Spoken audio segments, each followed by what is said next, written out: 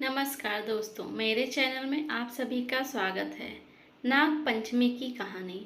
नाग पंचमी पर्व से जुड़ी एक पौराणिक कथा के अनुसार प्राचीन काल में एक सेठ जी के 7 पुत्र थे। सातों के विवाह हो चुके थे।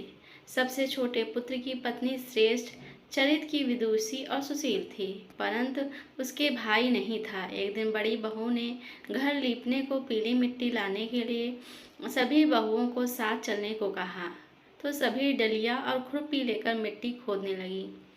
तभी वहां एक सर्प निकला, जिसे बड़ी बहू खुरपी से मारने लगी। ये देखकर छोटी बहू ने उसे रोकते हुए कहा, मत मारो इसे, ये बेचारा निरपराध है।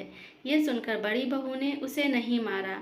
तब सर्प एक ओर जा बैठा। तब छोटी बहू ने उससे कहा, हम अभी लौट कर आते हैं, तुम यहाँ से जाना मत। यह कहकर वो सबके साथ मिट्टी लेकर चली गई और वहां कामकाज में फंसकर सर्प से जो वादा किया था वो भूल गई। उसे दूसरे दिन ये बात याद आई, तो सबको साथ लेकर वहां पहुंची और सर्प को उस स्थान पर बैठा देखकर बोली, सर्प भैया नमस्कार। सर्प ने कहा, तू भैया कह चुकी है, इसलिए तुझे छोड़ देता हूँ, नहीं तो झूठी बात कहने के कारण तुझे अभी डस लेता। वो बोली, भैया मुझसे भूल हो गई, उसकी क्षमा मांगती हूँ। तब सर्प ने कहा, अच्छा तू आज से मेरी बहन हुई और मैं तेरा भाई हुआ, तुझे जो मांगना हो मांग ले। वो बोली, भैया मेरा कोई नहीं है, अच्छा हुआ जो तू मेरा भाई बन गया। कुछ दिन व्यतीत होने पर वो सर्प मनुष्य का रूप रखकर उसके घर आया और बोला कि मेरी बहन को भेज दो। सबने कहा कि इसका तो कोई भाई नहीं था, तो वो बोला, मैं दूर के रिश्ते में इसका भाई हूँ, बचपन में ही बाहर चला गया था। दोस्तों, वीडियो पसंद आ रही हो तो लाइक करें।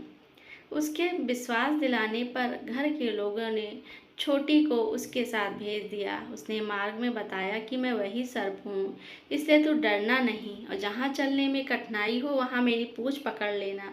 उसके कहे अनुसार ही किया और इस प्रकार वो अपने घर पहुँच गई। वहाँ के धन ऐश्वर्य को देखकर वो चकित हो गई। एक दिन सर्प की माता ने उससे कहा, मैं बाहर जा रही हूँ, तू अपने भाई को ठंडा दूध पिला देना। उसे ये बात ध्यान न रही और उसने गर्म दूध पिला दिया, जिसमें उसका मुख बुरी तरह जल गया। ये देखकर सर्प की माता बहुत क्रोधित हुई, पर सर्प के समझाने पर चुप हो गई। तब सर्प ने कहा कि बहन को अब उसके घर भेज देना चाहिए।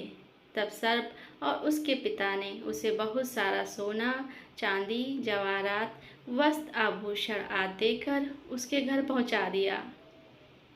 इतना ढेर सारा धन देकर बड़ी बहू ने ईर्ष्या से कहा, भाई तो बड़ा धनवान है, तुम तो उससे और भी धन लाना चाहिए।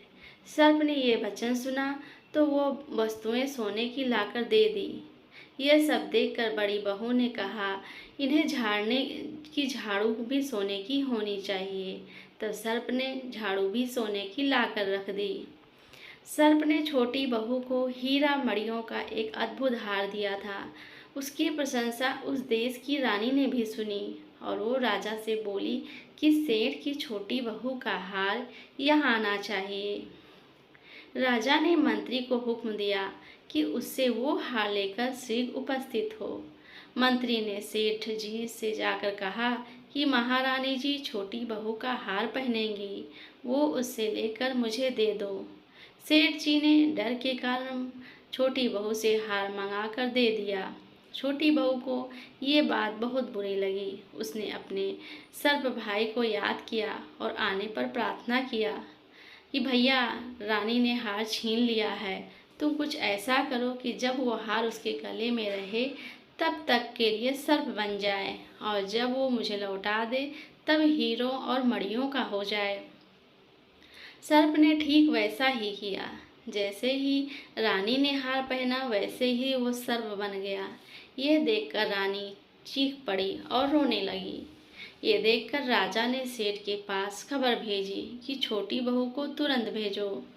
सेठ जी डर गए कि राजा ना जाने क्या करेगा। वो स्वयं छोटी बहू को साथ लेकर उपस्थित हुए। राजा ने छोटी बहू से पूछा, तूने क्या जादू किया है? मैं तुम्हें दंड दूंगा।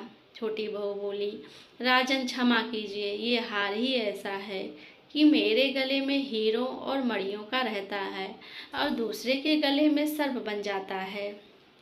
यह सुनकर राजा ने वो सर्प बना हार उसे देकर कहा, अभी पहन कर दिखाओ। छोटी बहू ने जैसे ही उसे पहना वैसे ही हीरे मणियों का हो गया। ये देखकर राजा को उसकी बात का विश्वास हो गया और उसे प्रसन्न होकर उसे बहुत सी मुद्राएं भी पुरस्कार में दी। छोटी बहू अपने हार और धन सहित घर लौट आई। उसके धन को देखकर बड़ी बहू के ईर्ष्या के कारण उसके पति को सिखाया कि छोटी बहू के पास कहीं से धन आया है। ये सुनकर उसके पति ने अपनी पत्नी को बुलाकर कहा, ठीक ठीक बता कि ये धन तुझे कौन देता है। तब वो सर्प को याद करने लगी। तब उसी समय सर्प ने प्रकट होकर कहा, यदि मेरी धर्म बहन के आचरण पर संदेह प्रकट करेगा तो मैं उसे डस लूँगा।